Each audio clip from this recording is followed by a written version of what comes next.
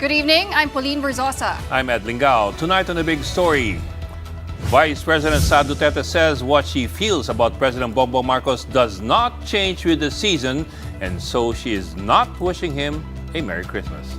And aside from politics and the flood control scandal, there are other issues that had great impact on Filipinos this year. Ranjit Rai of Okta Research joins us in a bit to talk about surveys and optics in 2025. But it's still Christmas. We see how Filipinos celebrated this day from our mobile journalists.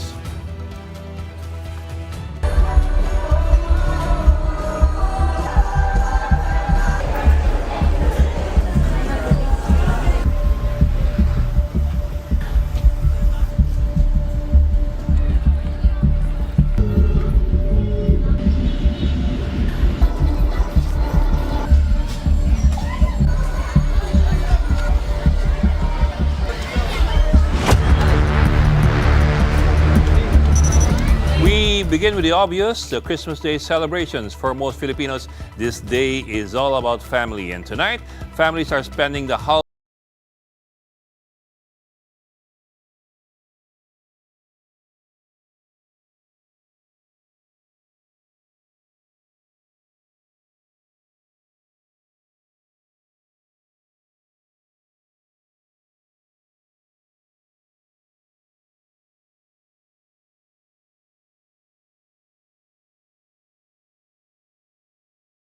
problema ng konti sa kanyang signal. Let's head over to Quezon City Circle. Also a popular destination for families during the holiday season. And joining us now is Mojo Fatima Baduria. Fatima, kamusta kayo dyan? Ed, masikip sa Quezon Memorial Circle ngayong gabi dahil maraming dito na napiling magpasko. Libre kasi ang entrance at maraming pwedeng gawin sa loob ng park na pwedeng pampamilya, pwedeng maglaro sa mga open spaces ng park at may playground din na kanina pa napupuno ng mga bata. Kapag nagutom naman ang mga namamasyal, mayroong food park kung saan maraming mapagpipilian ng mga pagkain. May mga designated din na upuan at mesa, pero dahil punuan, naglalatag na lang ang iba at nagpipiknik. May iba na nagbabaon ng pagkain pero paalala ng mga opisyal na bawal ang single-use plastic sa loob ng park. Kabilang dyan ang mga plastic bottles at plastic bags. Alinsunod daw yan sa ordinansa ng Quezon City Government. At para mapanatili naman ang seguridad, may mga lumilibot na police at guards. Meron ding police assistance desk sa loob mismo ng park. At sa mga mahahabol pa dito sa circle, kasama ang kanilang mga pamilya, bukas ang park hanggang alas 12 ng hating gabi mamaya. Yan muna ang latest dito. Balik sa'yo, Ed. Bok, baka pwedeng ikaw ba'y naka-tripod? Baka pwedeng iwas-iwas mo naman ng konting yung camera at pakita mo sa amin yung paligid mo. Konting lakad-lakad ka dyan. At konting kwento. Ayan. Kung makikita nyo, dito kasi ako pumwesto sa medyo maluwag para may signal. Pero ayan ang sitwasyon dito eh. Marami talagang mga tao at doon pa sa bandang gilid doon, nandoon yung food park kung saan mas marami pang mga tao dahil nandun na rin yung playground, so yung mga bata talagang doon nagsipunta. Ayan. At yung iba, ini-enjoy din yung mga pailaw dito, no? Yung mga pwedeng picturan ng mga pamilya, lalo na at Pasko. Ayan, makikita natin talagang napakaraming tao dito, Ed. So, bawal ang single-use plastic. Ibig sabihin, yung mga, tama, yung mga mineral water bottles, bawal din. Yung mga sapin ng turon, bawal, gano'n? Yes, Ed, yung mga plastic bottles, kung magdadala ng mga soft drinks, lalo na sa mga magpipiknik, no, kinukuha yan ng mga guard sa entrance pa lang. So, talagang abiso nila na magdala na lang ng mga, kung magdadala ng mga pagkain o inumin, doon na lang sa mga reusable containers, no, pati sa mga tumbler, ganun na lang. Aba, pero medyo mahirap yan kasi maraming tao sanay sa nagdadala ng mineral water bottle eh. So kung wala kang ganun, you have to leave, it's confiscated, kumbaga. Yes, Ed. Kaya nga, nahihirapan din yung iba. Ang ginagawa na lang nila, bumibili sila ng pagkain dito na mismo para less hassle din. Mm-hmm. Okay, so hanggang kailan pwedeng tumambay dyan sa QC Circle? Meron ba yung curfew?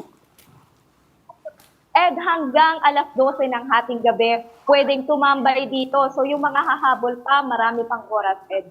Okay, tapos marami rin I suppose, kasi dati marami yung marami binibenta dyan na kung ano-anong anik-anik eh. Is it the same thing now? Karamihan sa mga nakikita natin, Ed, puro mga pagkain eh. Parang bukod dun sa food park na nabanggit ko kanina, sa iba't ibang sulok din, merong mga prutas. At ang iba pang mga, bukod sa pagkain, meron din naman mga laruan. Pero karamihan talaga, puro mga pagkain para sa mga pamilya. Siyempre, Paskong Pasko, hindi pwedeng mawala yung mga kainan, Ed. Okay, siyempre. Maraming salamat, Mojo Fatima Baduria, live from the Quezon City Circle this Christmas night. And now we go back to our mobile journalist Amy Atienza, who is still reporting live in Rizal Park or Luneta in Manila. Hi Amy, Merry Christmas! Naku, nagsimula na ba ang light show dyan sa Luneta?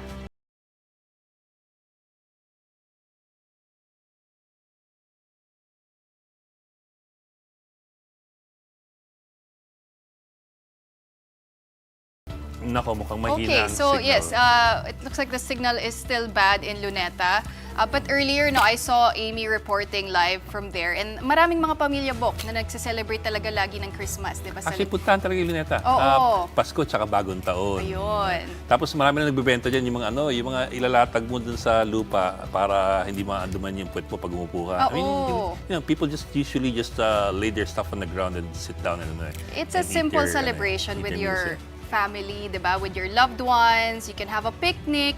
Itong, I believe these are videos from earlier today. And there's that light show, itong fountain na to, live yan sa Luneta today for Christmas celebrations. And although I know in previous years, Bok, diba, mas maraming tao talaga napupuno yung Luneta. It's actually a Filipino tradition. A lot of people go to Luneta for Christmas Day, actually even Christmas Eve, and New Year's Eve and New Year's Day. Puntahan talaga siya eh.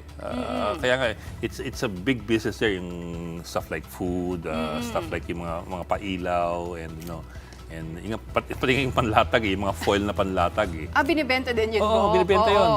Oh, parang banig siya pero metallic, metallized na so waterproof siya. So kahit basa yung lupa, okay lang. Well, it's really nice to see Filipino families, celebrating Christmas together. Ayan, nakita natin, kompleto, Dandyan yung si tatay, si nanay, and the little kids. They just want to celebrate the holidays together.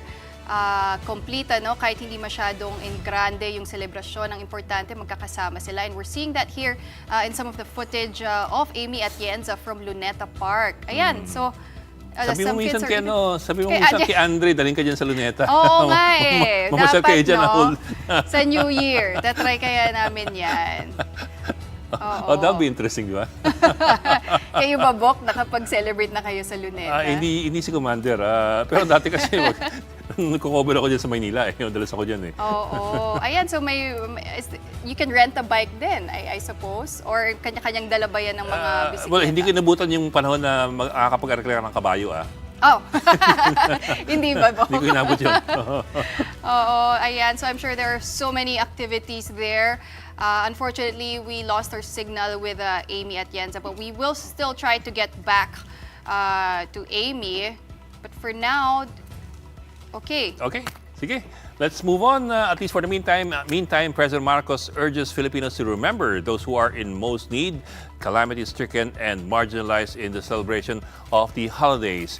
In his Christmas Day message, Marcos encouraged the nation to be like Jesus and share their abundance with the people around them, even kindness and happiness. The president also wished every Filipino's desire will be fulfilled. Now, for her part, Vice President Sara Duterte spent her Christmas Day at her family's gift-giving event at their ancestral home in Barangay Bangkal in Davao City. The annual activity was started over 30 years ago by former President Duterte, who is now detained in The Hague over his drug war. The Vice President was asked to respond to various issues, but one question stood out. Does she have any message to President Marcos for this Christmas? And here is the Vice President's reply. Bakit? Magbabago ba yung ugali niya kung Christmas o hindi? Hindi naman magbabago. So, and in the same vein, magbabago ba yung ugali ko kung Christmas o hindi? So, So kung ayaw ko siya batiin kahapon na hindi Christmas, ayaw ko siya batiin ngayon na Pasko. Ganun kasi ako na tao. Ayaw ko batiin ng mga ayaw ko batiin. Well, there you go. Duterte also weighed in on the death of former Public Works Undersecretary Maria Catalina Cabral. The Vice President says the incident could be a wake-up call for other government officials allegedly involved in the flood control scandal. On whether or not there's foul play in Cabral's death, here is what Duterte had to say. Hindi ako maka-speculate kung ano ang nangyari doon sa Cannon Road dahil hindi ko naman nabasa kung ano yung mga reports. Meanwhile, Sara's sister Kitty Duterte shared a Christmas message for her father on Instagram. Reflecting on their special bond, Kitty Duterte said this is the first time in 21 years that she will be spending Christmas away from Duterte. Kitty recalled childhood memories with her dad and thanked him for his love and guidance. Kitty Duterte ended her message with, and quote, "Merry Christmas, sweet Papa. I will always be your bossy and chunky Kitty." Well, over in Cebu, calamities did not dampen the Christmas spirit. Some 200 families living at the Talisay City Tent Village were proof of this. Even after being left homeless by the earthquake and typhoons that hit Cebu this year, residents spent Christmas Eve with a simple Noche Buena of pork barbecue and some karaoke for entertainment. They did try to organize a Christmas party for everyone, but decided to cancel due to lack of funds. The local government of Talisay continues to support the residents' needs like food and basic supplies, as finding a relocation site for them remains elusive. Now we're just going to take a quick break, but coming up, looks like reconciliation is no longer possible for the Marcoses and Dutertes. But who has the upper hand come the major elections in 2028? We'll have that discussion when the big story returns. Keep it here on One News.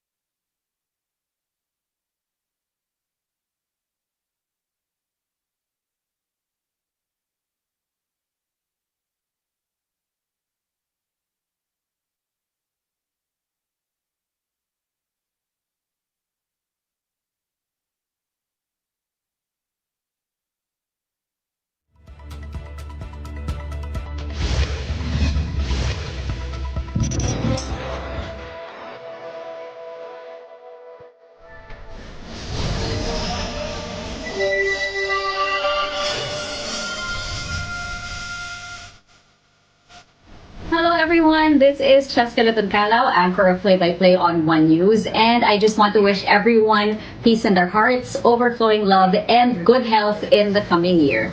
Merry Christmas and Happy New Year, mga kapatid! Hello mga kapatid at fellow Signal subscribers. Ako po si Ed Lingao ng Storycon or Story Conference at ng Frontline Tonight. Ang aking Christmas wish for 2025 ay isa pong open and transparent budgeting process, isang responsible citizenry at isang leadership na merong integridad. Merry Christmas! May the holiday season bring you peace, joy, and moments of reflection with those who matter most. Here's to a bright and prosperous new year filled with new opportunities, growth, and shared success. From all of us here at Money Talks and One News, Merry Christmas, kapatid! Hello po mga kapatid, Andre Felix po. Merry Christmas and Happy New Year po, advance na. At ang wish ko lang, mas maging maayos na ang kalagayan at sitwasyon ng ating bansa, mas maging peaceful, at maging safe tayong lahat, maging healthy, at tuloy-tuloy lang ang blessings. God bless you always po, and Merry Christmas. Mga kapatid, Merry Christmas po sa inyong lahat. Sana ngayong Pasko ay makapiling natin yung mga mahal natin sa buhay. Kahit simpleng salo-salo lang ang importante. Lahat po ng mga miyembro ng ating pamilya, masaya, malusog, at masigla. Merry Christmas, everyone! Hello mga kapatid and fellow Signal subscribers. I'm Ami Pamintuan of Storycon and Editor-in-Chief of the Philippine Star. Ang wish ko lang po, isang malinis, makatao, masipag at mahusay na gobyerno para talagang merry ang Christmas natin at masagana ang darating na bagong taon. Mga kapatid at mga Signal subscribers, Cheryl Cosing po ng One Balita Pilipinas. Maligayang Pasko po sa inyong lahat. Naway mapuno ng saya, pagmamahalan at pag-asa ang inyong mga tahanan ngayong Pasko. Maraming salamat po sa inyong patuloy na pagsama at pagtitiwala po sa amin. Isang mapagpalang Pasko sa inyo pong lahat. Magandang araw mga kapatid. Ako po si Manny Mugato at binabato kayo ng Merry Christmas and a Happy New Year. Sana po sa 2026 ay maging maayos na ang ating bayan at tayo ay umahon sa kahirapan at maging mapayapa ang ating mundo.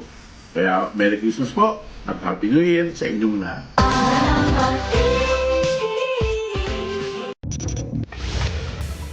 Welcome back. You're still watching The Big Story here on One News. Well, before Christmas Day, the country's top leaders sent messages to Filipinos. President Bongbong Marcos reminded the public to stay safe and healthy while enjoying the holidays. In a Christmas vlog with First Lady Liza Araneta Marcos, the president advised careful travel and responsible celebrations. He also urged caution in using firecrackers as the year draws to a close. Iwasan na natin yan. Doon na po tayo sa mga torotot at iba pang malingay na mga laruan. Para kumpleto at masaya ang pagsalubong natin sa darating na bagong taon. Vice President Sara Duterte, for her part, also extended Christmas greetings. She called on Filipinos to pray for peace and strength for the country. And amid the challenges of the year, many Filipinos remain hopeful. A social weather station survey found that 68% of adult Filipinos expect a happy Christmas in 2025. Now, that figure is higher than last year's, but lower than levels seen in 2022 and 2023. Meantime, News 5 spoke with our kapatid about their Christmas wishes this year, and here are some of them. Sana yung mga kurap, sana unahin ninyong tumulong bago kayo mangurakot sa bansa. Sana may makulong para sampulan natin. And tonight, let's talk more about the rift between the President and the Vice President and how this animosity has affected the country. And we have with us political scientist and UP Diliman Department of Political Science Assistant Professor Ranjit Rai. He's also the President of I almost said Octa Gear, but the Octa Group. He joins us tonight for this discussion. Sir, Professor, magandang gabi and thank you for joining us tonight. Well, yeah, thank you for inviting me. Again, Merry Christmas and a Happy New Year to all of you and to all of our citizens watching us today. Merry Christmas, sir. Now, I hate to spring this on you, pero the last trust and performance survey we had from Octa Research was the third quarter survey, if I remember correctly. Yes. Now, I'm fairly certain that you already have a fourth quarter survey. Yes. I'm wondering if you can give us a sneak Yeah. preview of that. Yeah, okay. Kahit Yeah. ramdam lang. Well, we have a fourth quarter survey. We finished our survey data up to the second week of December. Unfortunately, we're still processing that data, and will be coming out by the first week of January. This is with traditionally in Octa, we release our fourth quarter in the first January. first 2 weeks of January. Yeah. So right now, I don't have any new data except to reiterate what we've been seeing, no, as a survey organization as far as governance and democracy are concerned. And it was very clear, especially in the last quarter, that Filipinos support democracy. 8 out of 10 Filipinos will support democracy, even with all its problems. No? So the data suggests that Filipinos want reform, not regime change. And I think to a great extent, that was what shaped the last quarter, the third and the fourth quarter, as far as political events were concerned. But when you ask everyday Filipinos if they're satisfied with democracy, only 40% say they are. So, it's really performance, no? In a sense, that is needed. Democracy provides a promise, but it's performance that Filipinos are complaining about, no? And to a great extent, the elite infighting we've had over the last 2 years have eroded people's confidence in that democracy. I think it's probably the single biggest threat to democracy now. Our elites fighting against each other and eroding people's confidence, not just in democracy but also in governance. Sir, just for context, I know of course you cannot give us much detail about the fourth quarter survey. In fairness, kasi nga naman, January pa niyo ilalabas dapat yung results. But the third quarter survey, drawing from that, we saw dips in the numbers of BBM and Sara Duterte. BBM 7%, 7 points dip in trust and 8 points dip in performance. VP Sara, 3 points dip in trust, 1 point dip in performance. I know you can't give us the details yet, but have we seen any changes in the trends? Well, right now we're not optimistic about trends changing, given the fact that when you look at the whole year, we started with a very significant midterm election where it was practically a stalemate for both the administration and the emerging opposition. Then you see the opposition support consolidating with the rest of the former President Duterte, and the ensuing political conflict after that, especially with the impeachment, and then later on, with this political scandal, massive political scandal over corruption with regards to flood control projects. We see the whole year really as a declining trend for both leaders. And Filipinos are looking for performance, not promises. They're looking for a solution to their everyday problems, which are still rooted in economic issues. Number one issue in Octa surveys for the last 3 quarters is really inflation, the price of goods. Filipinos want a solution to the high prices of goods, and I think the government has been slowly doing something about that. Inflation has gone down significantly since the first quarter. Number two is, of course, the issue of accessible, cheap food, like in particular rice. But number two is also corruption, which became which hit the top 5 and is now number 2 as far as the third quarter survey results of Octa is concerned. It's become a very important issue because the president himself, illuminated, these problems, and that's become a big scandal that's affected the political class since the third quarter. Third, of course, is the issue of jobs, wages. Okay, and so these are the top 3 concerns of everyday Filipinos. They largely deal with gut issues, and if the government is unable to perform, people's trust in democracy and governance and good governance will go down, and that will be, I think, the big challenge in 2026. How do we turn this around? How do we turn the economy around? Which, by the way, modestly grew in the third quarter. We don't know what the final numbers are this quarter.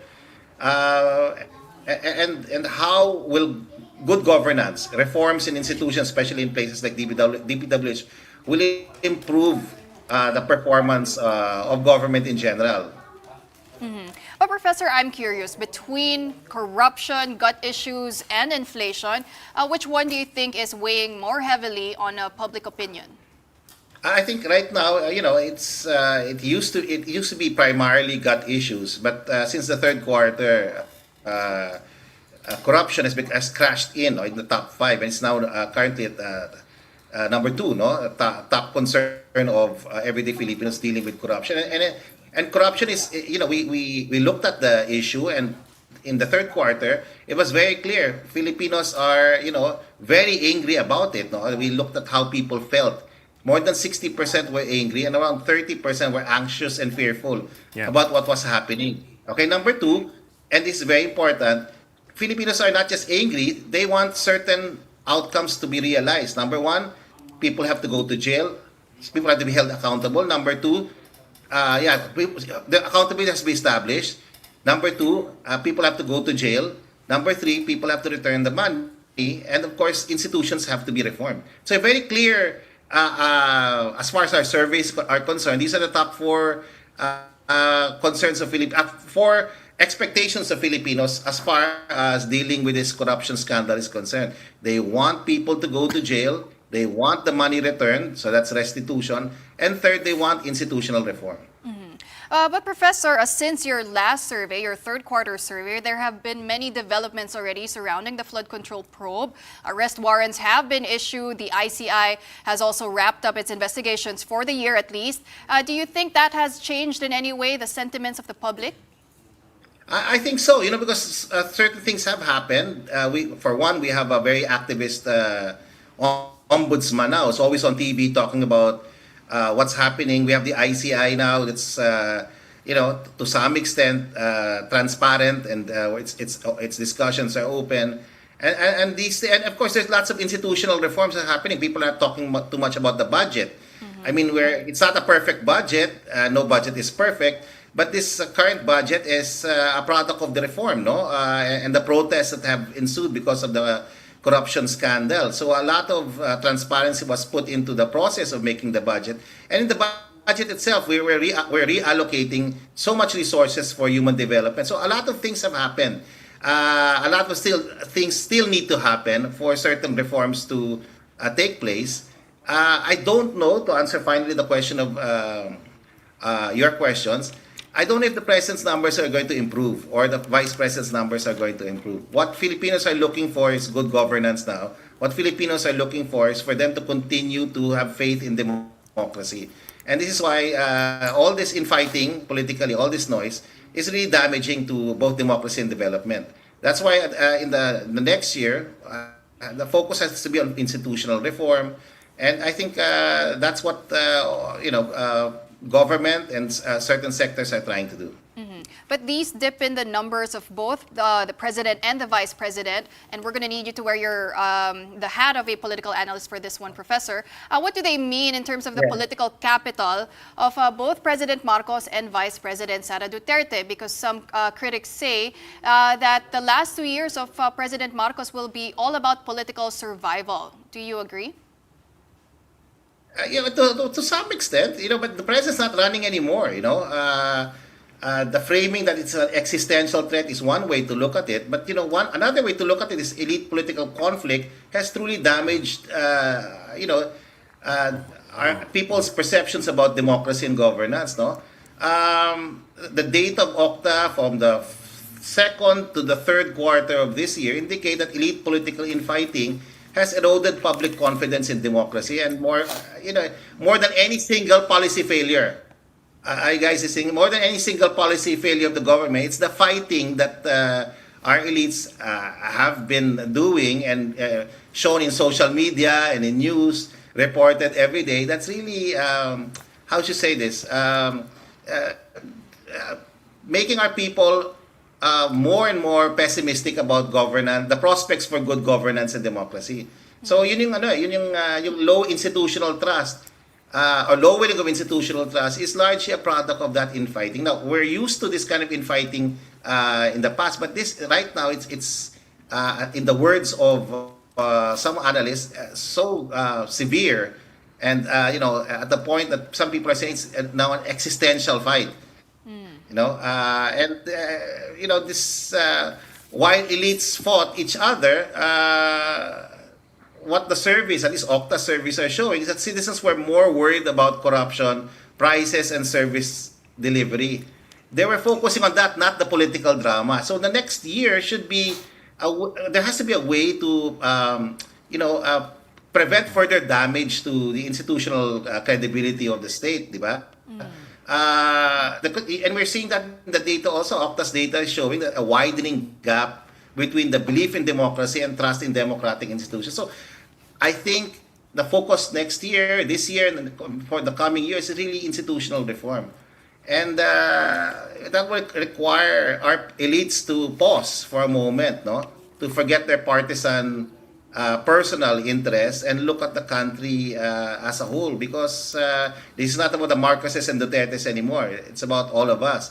And I'm happy, I'm hopeful, because while government is still trying to get its game in place, people are engaged in democratic initiatives. The last few months of protests are a hallmark that democracy is alive in our country and that people are engaged in the everyday life of their country. And while they are doing that, because they're doing that, I'm hopeful that certain reforms will emerge. And the more people participate in our democracy, the better that it becomes. The stronger, the deeper it becomes.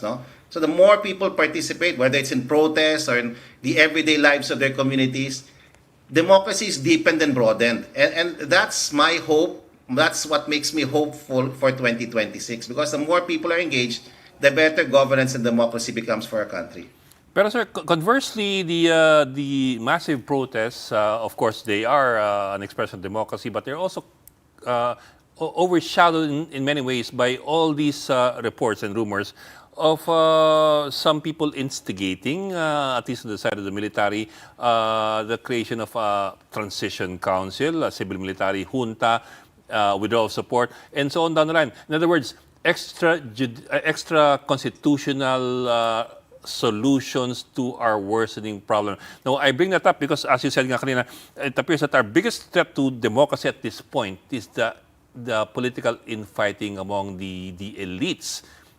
Are we in any danger of losing confidence and faith in democracy because of what is happening now, that 2026 raises the shadow of people actually supporting extra-constitutional means?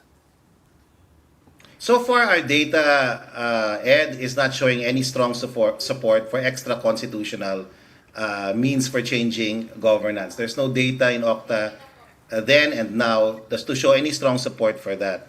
Our own data shows that despite its many problems, 8 out of 10 Filipinos continue to support democracy. 7 out of 10 Filipinos support the armed forces of the Philippines. They trust and support the armed forces of the Philippines. Nearly 8 out of 10 trust it. And they trust it for very specific reasons. One of those reasons is because it has stayed out of politics and continues to be apolitical. And so it's very clear, for Filipinos, it's not regime change.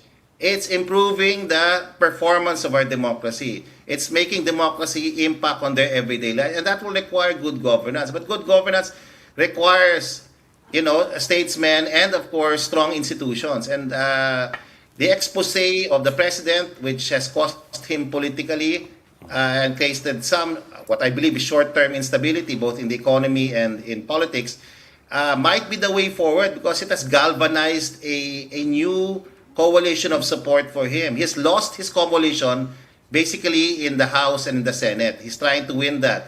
He used to use that as a shield. Today, because of what he did and because of the support of the people for this cause against anti-corruption, he can now use the people as his sword. He used to use the Congress and the elites as his shield. Now he has to use the people as his sword to move forward and push these reforms forward. Because right now, there's no turning back. He opened a Pandora's box. Unfortunately for him, there's no turning back. He has to move forward. Not because of legacy, not because he has to have high ratings. I don't think the president's there for popularity anymore. He wants to do something right. He wants to leave a legacy. It's really to help the people, because if we cannot solve this problem, Ed, governance will deteriorate, trust in democracy will decline, and who knows what will happen in the future. No, it might be more. People be more open to these extra constitutional means. No, this undermining democracy. Okay, so this is the situation now. So it's more than the existential threat to Duterte's and the Marcoses, it's the existential threat to democracy. Yes, sir. That's the key balance now, and everybody has to be on it. And this is a whole of nation challenge. If we want democracy to persist, we have to work at it. Okay, sir. We'll leave it at that. An existential threat to democracy that we have to protect to the very end. Maraming salamat for joining us tonight, and Merry Christmas. Political Science Professor Ranjit Rai, also President of Octa Research Group. All right, well, in other news, sales of firecrackers have started to pick up in the country's firecracker capital, Bukawi, Bulacan, a week before the New Year revelry. And authorities continue to impose safety standards for all vendors in the area. And reporting to us live tonight is mobile journalist Merimon Reyes. Merimon, kamusta ang sitwasyon dyan?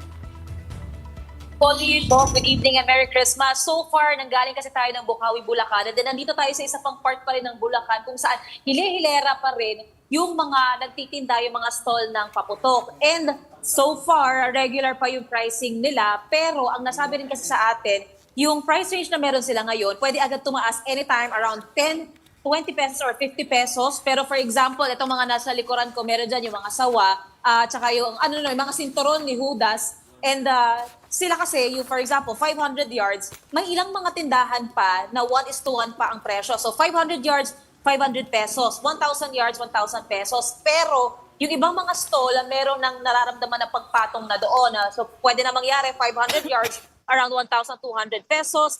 For the rest, ganun din yung mangyayari. Yung ilang mga sale pa rin naman yung mga presyoan. For example, yung mga fountain. Actually, namili rin tayo para mapakita natin.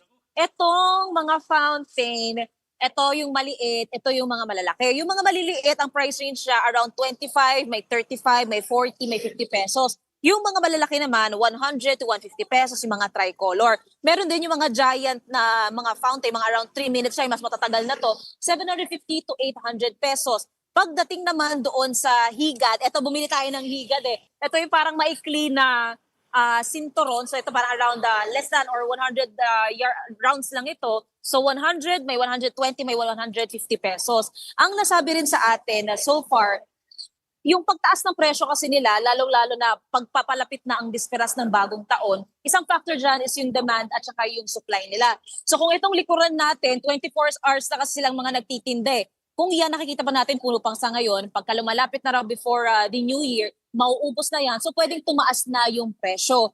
And ang nakaasabi rin sa atin, yung ibang paggawaan daw kasi ng mga paputok, naapektuhan daw ng mga lumipas na pagbagyo sa mga lumipas na buwan. Kaya possibly kung meron ding pagtaas ng presyo, para rin daw makabawi sila. So kanina umaga sa pagpunta natin sa Bukawi, Bulacan, marami na agad ang nagbukasan. 24/7 na sila magiging open hanggang ang bisperas ng bagong taon. Oo, so Merimon, marami na bang nag-take advantage ng mga murang presyo pa ng mga paputok dyan?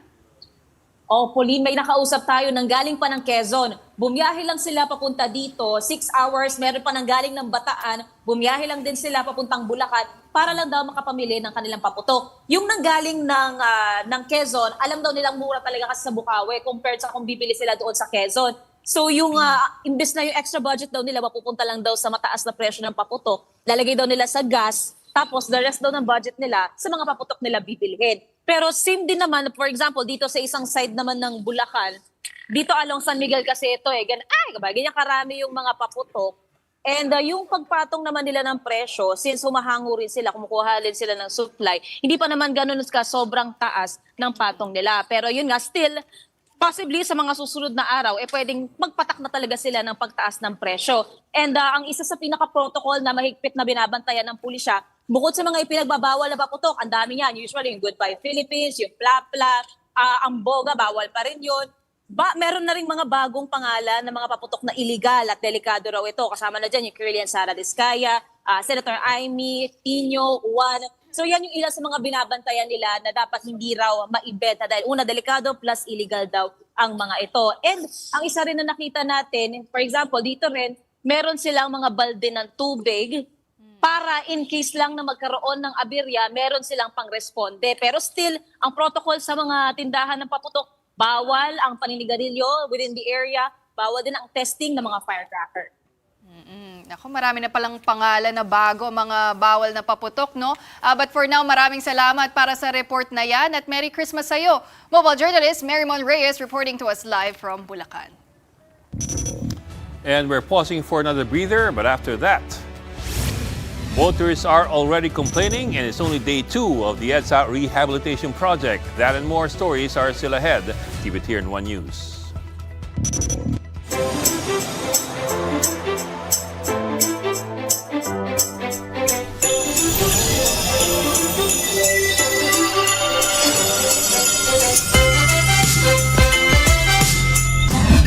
Kapatids and Signal subscribers, thank you very much for joining us this 2025. We wish you a Merry Christmas and a Happy New Year. Hopefully this season gives you or brings you more peace, joy, and love with all your families. My wish is for all of us to be happy and to find the time to just relax and to enjoy our special moments with the people that we love. Stay tuned to One News on Signal TV. Join us next year. Hello mga kapatid at mga ka-Signal! Maligayang Pasko po at manigong bagong taon sa inyong lahat. Wish ko ay magkaroon ng transformation sa ating bansa para naman maging mas maganda ang kinabukasan nating lahat. Pero sa kabila ng nangyayaring mga kaguluhan sa ating bansa, magkaroon rin naman tayo ng puwang para magsaya. Hello to all our ka-Signals and lahat ng ating mga kapatid. Merry Christmas po sa inyong lahat. For this holiday season, I wish everybody good health. Sobrang sarap na pagkain para sa lahat at maraming Christmas bonus. And again, we want to thank you lang for joining us this past year and hopefully next year will be a better one. So hindi na siguro puro bad news. Looking forward to more good news with you all. So just wishing everyone the best of this holiday season and we'll see you again in 2026. Sa akong nga igsuon diha nga mga bisda, Merry Christmas or mayong Pasko kaninyong tanan. So ang wish nako para ninyo kay naimutabang ninyo sa inyong pagbangon. Example, kanang mutabang ninyo nga magpatindog og bay, natay mutabang, natay mo donate ninyo. Or kung ganahan mo dito sa inyong trabaho, ma-promote, unta na ay mutabang ninyo, maghimo og recommendation para ninyo para ma-promote mo karon mas magdaghang kwarta, di ba? Kinsa man gyud dili malipay ana, especially kung galisod tag maayo. So maura na ang akong wish para ninyo for Christmas karong tuiga. Merry Christmas kaninyong tanan. Ako mga igsuong bisdak. Ako si Chicky Verhel. Sa ating mga kapatid, sa mga loyal viewers ng TV5. At syempre mga Signal subscribers, we wish you a Merry Christmas at isang masagalang bagong taon. Yes! Ang blessings ay dumating sa inyo sa pagpasok ng 2026. At kung ano man ang pinagdaanan natin ngayong taon na ito, sana ay may natutunan tayo at dalhin natin lahat ng mga importanteng lessons na yun sa pagpasok ng 2026. Ang importante ay tayo'y buhay, humihinga at nagkakount tayo ng mga blessings na darating pa. At maraming salamat po sa inyong suporta sa aming mga programa sa television. Thank you! Hello mga kapatid! Just wanted to greet you a Merry Christmas and I wish for more blessings upon you for 2026. But for 2025, gusto ko lang po magpasalamat sa lahat ng ating mga kapatid na patuloy na tumututok dito sa One News, sa 1PH, sa TV5. Thank you for joining us every day. You are the reason why we do what we do.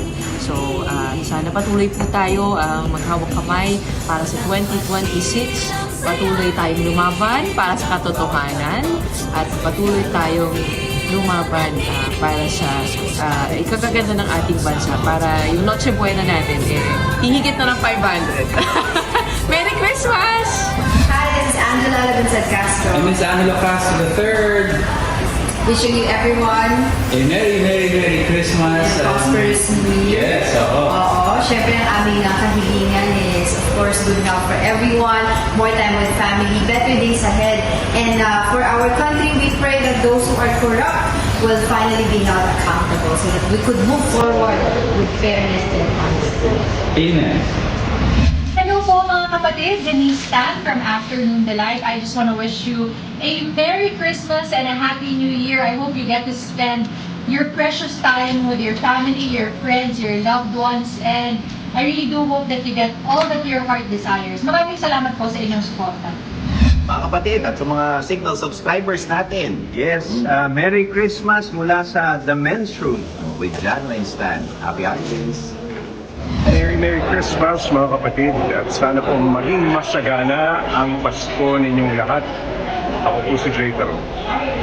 Hello, ako po si Lord Rivera, nagpapaalala. Ang ligaya ngayong Pasko, sana mahanap mo. Hindi tulad ni Zaldi ko. Sana, masagana rin ang bagong taon mo para yung mga allocables ang Kongreso.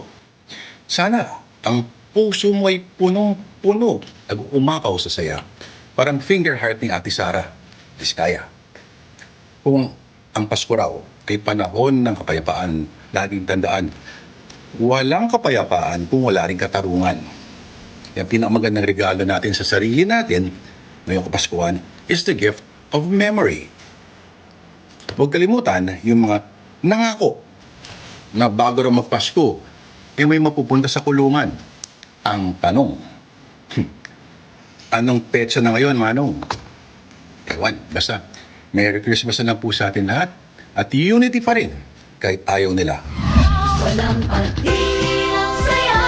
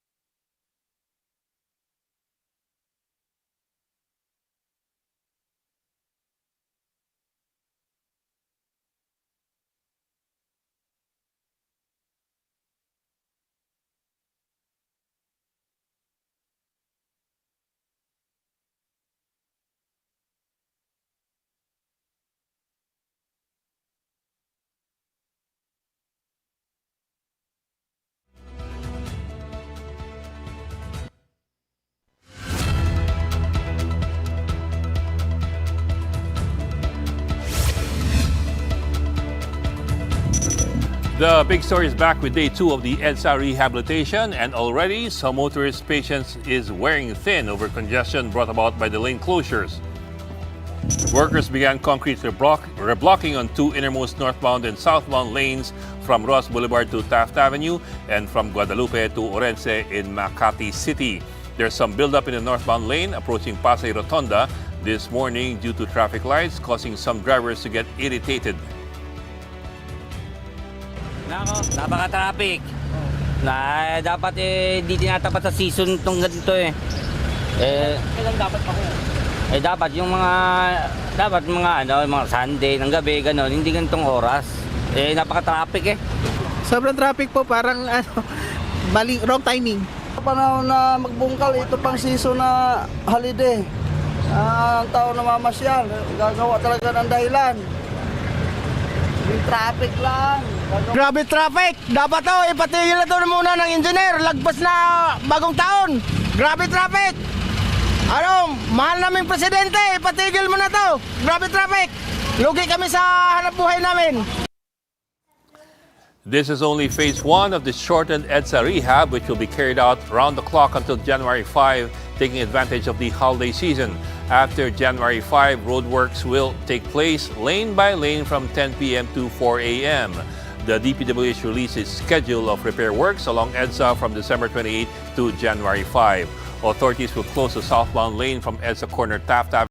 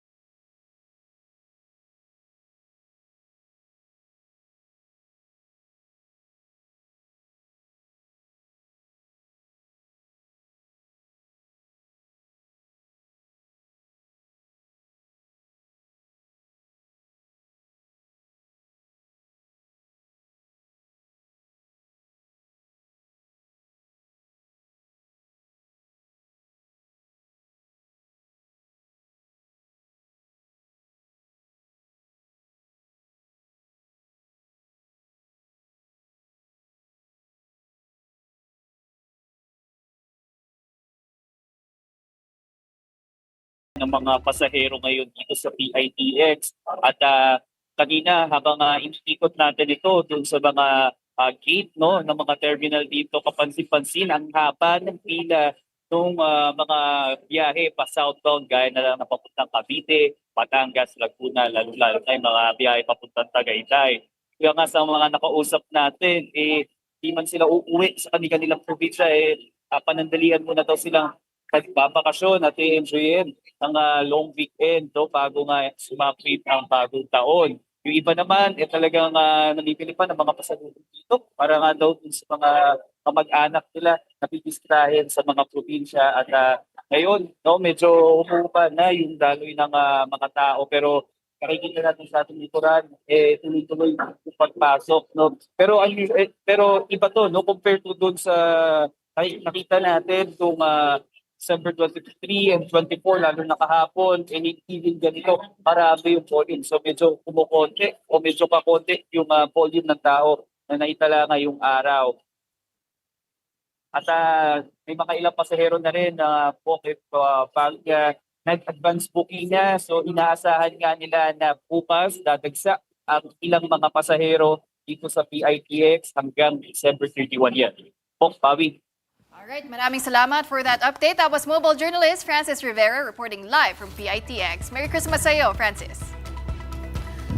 And let's head over now to the Ninoy Aquino International Airport for the latest updates on passengers flying out from Manila this Christmas Day. And some of them are already at the airport as early as 6 a.m. to catch their 4 p.m. flight. And reporting to us live from NAIA Terminal 3 is Mojo Arles de los Santos. Arles, bakit ang aga naman ang dating ng mga pasahero dyan? Bago ang lahat, Merry Christmas, Bok and Polino. Nandito nga tayo ngayon sa Ninoy Aquino International Airport, Terminal 3, kung saan Ayon sa ating mga kapatid na pumunta dito, alas 6 pa lamang ng umaga, alas 7, may nabuti na nila na pumunta pa dito kahit 4 p.m. pa ang kanilang flight dahil ayaw daw nila na ma-delay ang kanilang pagdating dito, either ma-traffic o syempre mahuli sa check-in baggage na kinakailangan niyang gawin para sila ay makalipad papalabas ng bansa. So ito yung sitwasyon dito ngayon, Bok, no? At Pauline, so far, meron pa din manipis naman yung pila ng mga tao dito pero tuloy-tuloy pa din yung pagdating. Siguro dito konti sa bahagi na ito pero doon sa check-in area self-check-in dyan sa unahan na yan mas madami talaga yung tao. Meron tayong mga kaibigan dito na nakasama at nakausap kanina ayon sa kanila yung mga 4 p.m. flight nakalabas na ng bansa, nakalipad naman na papunta ng UAE at Dubai, lalo na yung mga first timer natin na OFW na lumabas nga ng bansa. Ayon sa kanila, Pasko daw talaga na taon yung kanilang flight pero wala silang magagawa dahil ayun daw ang naibigay ng ticket ng kanilang agency. Pero hindi naman kailangan mag-alala, Bok at Pauline, kung masyadong maaga yung kanilang pagpunta dito dahil dito kasi sa NAIA, meron na tayong bagong establishment na ito yung tinatawag nila na OFW Lounge. Medyo sisilipin lang natin ng konti. Itong area na to, pwede yung lahat ng OFWs, libre ang lahat. Mga pagkain, inumin at pahinga, pati yung internet at 24/7 daw na ganito yung na pwedeng malagi dito yung mga OFW na medyo matagal na maghihintay.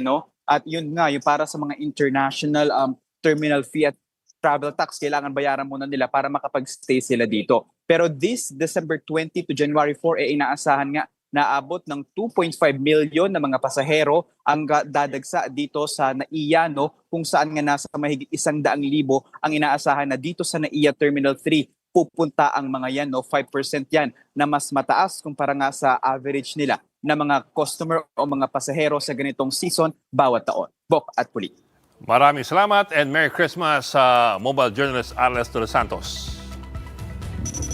Meantime, Pope Leo XIV used his first Christmas sermon to decry the humanitarian conditions of Palestinians living in Gaza. Breaking from a traditionally solemn service, Leo said the story of Jesus being born in his stable, quote, pitched his fragile tent among us. Leo has been vocal about the plight of the Palestinians amid the war, telling reporters just last month that the only path to peace is a two-state solution. E come non pensare alle tende di Gaza, da settimane esposte alle piogge, al vento e al freddo, e a quelle di tanti altri profughi e rifugiati in ogni continente, o ai ripari di fortuna di migliaia di persone senza dimora dentro le nostre città. In last night's Christmas Eve Mass, Leo said the occasion should be a reminder to all Christians that rejecting the poor is tantamount to rejecting Jesus. Non accogliere l'uno significa non accogliere l'altro. Invece là dove c'è posto per l'uomo, c'è posto per Dio. Allora una stalla può diventare più sacra di un tempio e il grembo della Vergine Maria è l'arca della nuova alleanza. Meanwhile, in his first Christmas message as president of the Catholic Bishops' Conference of the Philippines, Lipa Archbishop Gilbert Garcera reminded Filipinos